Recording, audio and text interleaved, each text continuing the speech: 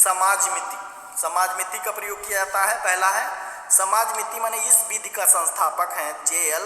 Moreno, और इस विधि में किसी व्यक्ति समूह के किसी व्यक्ति के अच्छे गुणों की दृष्टि से चुनाव करने को कहा जाता है, अर्थात व्यक्ति के सामाजिक गुणों का मूल्यांकन किया जाता है। इस विधि में प्रश्नों की एक सूची बना ली जाती है जिसमें निम्न प्रकार के प्रश्न हो सकते हैं। आप किन दो मित्रों के साथ बैठना पसंद करेंगे? आप किन दो मित्रों के साथ खेलना पसंद करेंगे? इन उत्तरों के आधार पर किए बनाए गए आरेख, जिसे हम सिसियोग्राम कहते हैं, और उसके द्वारा हम यह प्राप्त कर सकते हैं कि इसका व्यक्तित्व किस प्रकार का, और प्रश्नावली उद्देश्य परक होती है, उसको हम बना लेते हैं।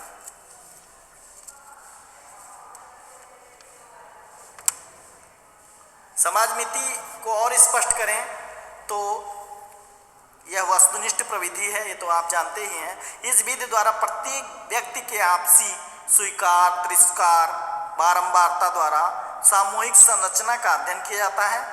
यह एक समूह के व्यक्तियों में आपसी संबंधों का अध्ययन करती है।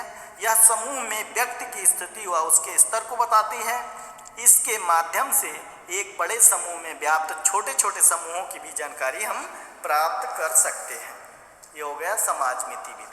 दूसरा है निरीक्षण विधि। निरीक्षण विधि में हम प्रत्यक्ष जांच करते हैं, ध्यान को केंद्रित करते हैं किसी व्यक्ति पर और उसकी गतिविधियों का अवलोकन करते हैं, और उसके बाद हम निष्कर्ष निकालते हैं। जीवन की वास्तविक परिस्थितियों में मानव व्यवहार का अध्ययन करने की यह सबसे अच्छी और लोकप्रिय विधि है।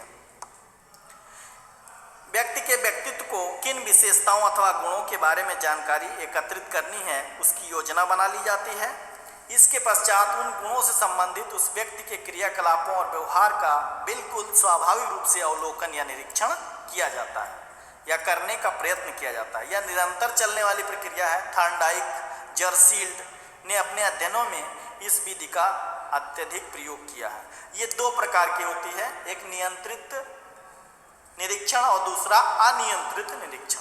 नियंत्रित निरीक्षण में क्या होता है कि व्यक्ति को निरीक्षण के बारे में पता होता है, बता दिया जाता है कि आपको यहीं रहना है, विद्यालय में जैसे बालक रह रहा है उसका हम निरीक्षण करें। इसलिए यह निरीक्षण का सबसे बड़ा दोष है। पता होने के कारण व्यक्ति बनावटी व्यवहार करने लगता है, जिससे उसके व्यक्तित्व का सही अनुमान नहीं लगा जा सकता।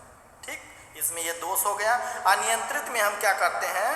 Uncontrolled observation. इस विधि के अंतर्गत व्यक्ति के व्यवहार को चुपके से निरीक्षण किया जाता है।